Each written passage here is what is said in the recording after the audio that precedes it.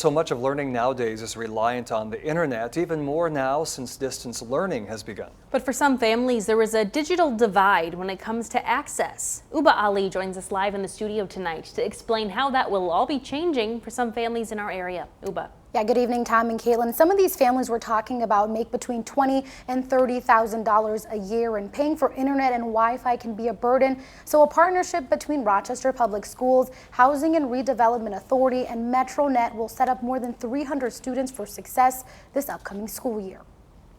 Success can look different for every student. It's hard enough under the best of circumstances to distance learn. But it's really hard when you don't have the tools to do it. And in a time where learning also looks different, a student needs more than just a pencil and a paper to make it through the day. Looking at internet access is more of a necessity than a luxury, because it really is for the quality of life of so many people. In the spring semester, Rochester Public Schools made sure students had access to tablets and laptops, but for some families there was another major barrier: internet access. So a partnership between RPS, MetroNet, and the Housing and Redevelopment Authority was formed to fill that void.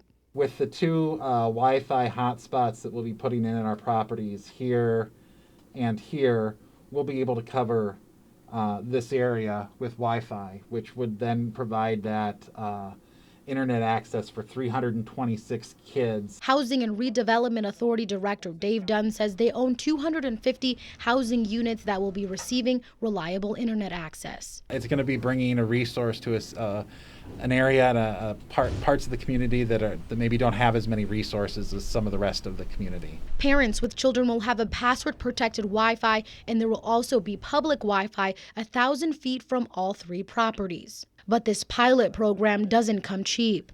The upfront cost is $150,000, and what the board decided to do was to allocate some of our CARES Act funding from the county to cover this cost. And $25,000 every year for 5 years, an investment Dunn says is worth it. I think it's a small price to pay to give somebody the tools to be successful.